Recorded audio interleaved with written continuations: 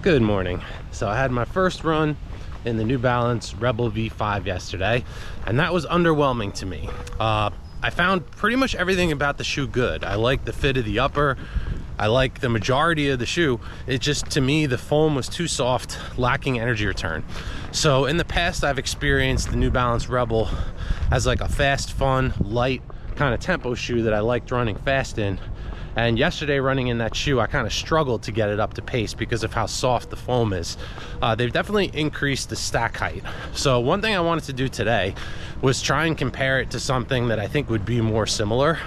So right now I'm wearing the New Balance Novablast 5. So I'm gonna run a little bit in these, then I'm gonna switch to the Rebel V4 or V5 to compare them to more of what I see as a peer than the Evo SL. And then I have my New Balance Rebel 3s that I haven't worn in quite some time, but I kind of want to refresh myself on those and see if I'm completely off base in saying how much they've changed the Rebel from that shoe. So we'll see how that goes today. All right, 2 miles down in the Novablast 5. Those are both right under 8 minutes. I'm just kind of running by feel today. I don't have a specific thing I'm trying to accomplish here. The second mile though, I did also run up a couple hills intentionally. I'm trying to make this workout a little bit harder and see how the shoes perform on the hills. And really putting these back on again, these are feeling like what I thought the Rebels were gonna feel like. They're also feeling light. I don't remember the weight, I'll have to look it up. They're feeling light, feeling comfortable, but there's a little bit more spring to this foam. It's also a very soft foam. But I feel a little bit more bounce back, a little bit more energy return than what I was feeling from the Rebel 5. So I'm gonna wear the Rebel 5 right now and actually compare that back to back. But this is kind of what I was expecting from the Rebel. So we'll see when I put those on how I actually feel. Also wearing for the first time right now, I got a new Garmin Fenix 8. I had a Forerunner 945 for like 5 years, and I saw that this one just went on sale. I was looking at the new Forerunner, but with the sale price it was very close, so I went for the Fenix. This thing is nice. I'll have some info on that in the future. All right, I'm in the Rebel 5s now, and first putting these on, I prefer the fit of the Novablast. Novablast has a little bit tighter fit. These have more room in the toe box, so I think the main function of this shoe is really comfort, but I don't really need that much space in the toe box. It feels a little bit too generous in the toe box, kind of similar to the Evo SL. That's kind of one of the weaknesses of the Evo SL is the fit of the upper. I think this one also has a spacious upper. So if you have a wider foot or you're looking for more room in the toe box, this is gonna help with that. But for me personally, I like a little bit tighter fit. Well, that actually surprised me a bit. In the style of Wes Mantooth, today we spell redemption, R-E-B-E-L. Drop the mic. The Rebel did better today. Interestingly, it didn't feel as soft to me today as it did yesterday. Yesterday, I was really kind of sinking into the shoe, wasn't giving me much energy return. Felt like I was drowning in it a little bit. Still doesn't have a ton of energy return, but it felt better today. It felt less soft. The interesting thing, comparing this directly to the Novablast 5, Novablast 5 is more of like a, I'm trying to think of the consistency of that foam. It's squishy, but a little bit firmer. It doesn't feel as, it doesn't compress as much as this one, but it does sink in and bounce. This one, I don't know, it feels a little bit more airy. The foam in the Novablast feels a little bit more dense. This feels a little bit more airy and light. So I actually want to look at what the difference in weight between these two shoes is. I think it's close. These might be lighter. They feel like they're a little bit lighter to me. The third mile I ran a 7:45, which was the fastest one I've done so far today, because I'm not pushing all out here. But I think the Rebel definitely is serviceable as a daily trainer. Like for me to run easy pace, be comfortable, it's a good shoe for that. I think initially I was just looking for it to be a tempo shoe and capable of running faster paces than it actually is. So if I recalibrate my expectations here, it is a good shoe. It's just not what I thought it was gonna be. All right, 2 miles done in the Rebel 5 in the Urgent Red. Now I'm wearing the Rebel 3 in the I'm Kind of a Big Deal Green. I don't remember what the name of this green is. They always kind of make me think of Slimer from the Ghostbusters. Okay, I just ran like 100 meters in the Rebel 3s, and I immediately go back to being mad at the Rebel 5s again. These ones are fast. They're a tempo shoe. They're light. The turnover is great. It's just a different type of shoe. All right, so now I am redeemed in my original feeling that the Rebel 5 is disappointing. These are like a lightweight boxer, juking and weaving, ducking under punches, landing strikes. They're feel so much lighter, so much more energetic. They feel great. Like, I just ran 7 flat without really trying, so I shaved 45 minutes, or 45 minutes, that'd be freaking amazing.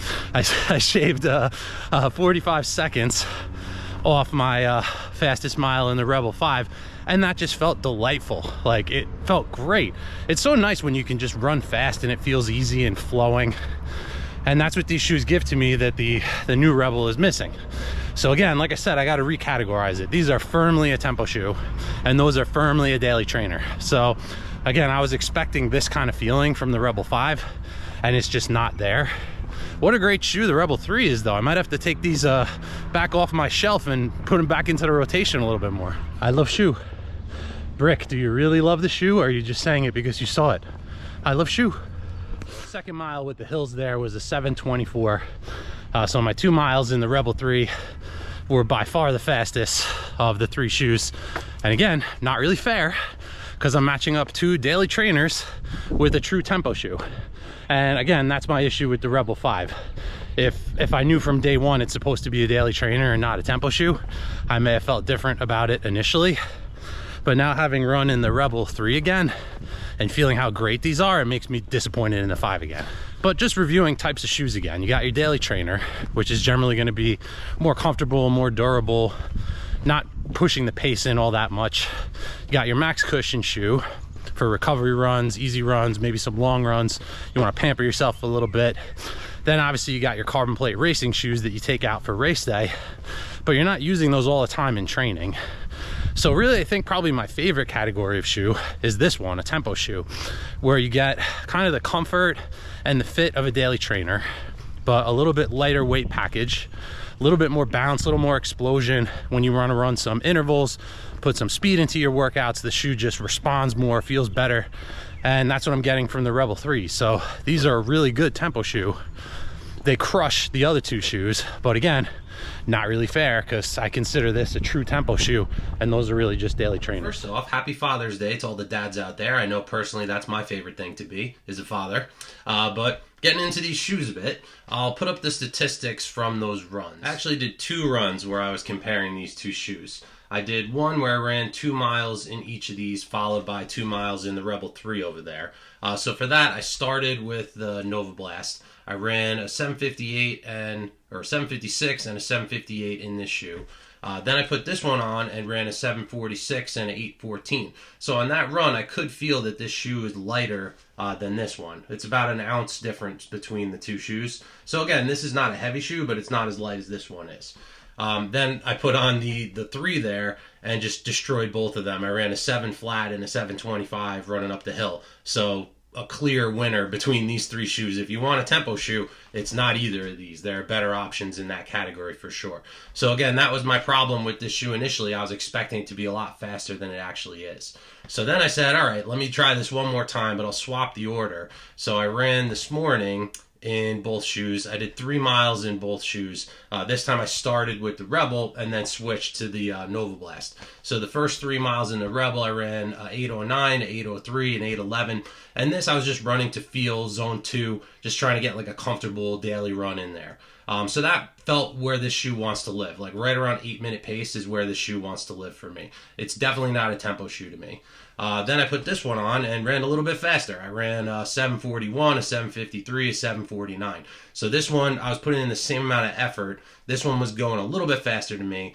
And again, that's just the consistency of this midsole, the bounce of the foam that's in here. You can see this foam is a lot firmer than the foam that's in the Rebel. I can kind of push on this a little bit, but it springs right back. This foam kind of reminds me more of Light Strike Pro foam that's in the Adidas shoes. It doesn't have as much energy return as Light Strike Pro, but it has more pop to it.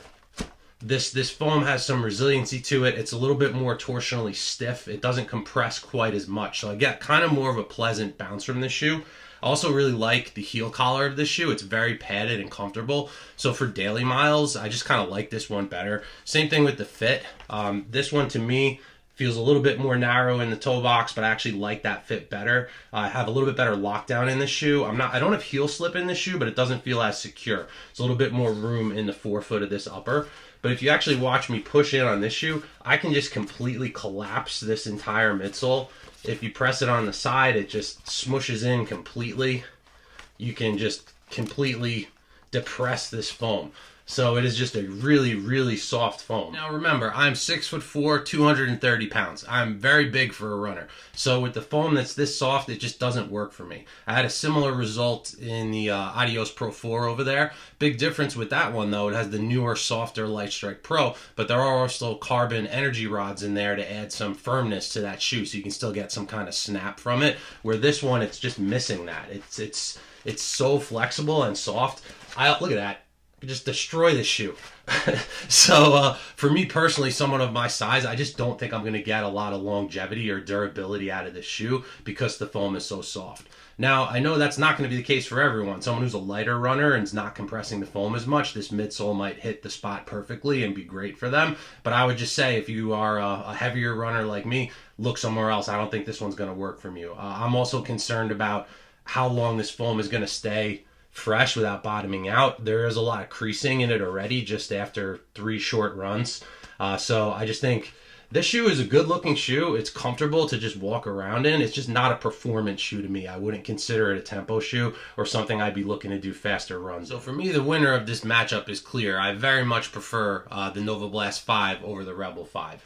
For all the reasons that I said before. I kind of like the fit better. I like the comfort better. I like the feel of the foam better. Gives me a little bit more energy return, a little bit more energetic shoe. Again, this one's very soft and compressive. If you like that feeling, this might work great for you, but I kind of like that little bit more resilient foam of this shoe. I don't think either one of these is going to last very long for me with the type of foam that's in them. A lot of times heavier runners have issues with these types of foam.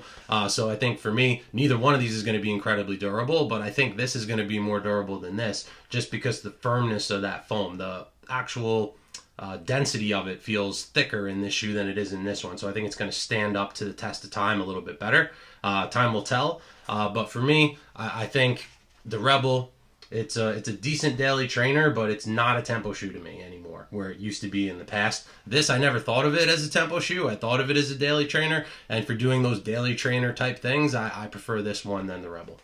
Now everyone has different opinions on shoes. I actually had someone comment on my last video that they're also a larger runner and find that this midsole suits them great. They're able to run fast in it. So again, the only way you can find out is to try it and see. But for me personally, this one is comfortable but not propulsive. So that's really the bottom line on this shoe for me.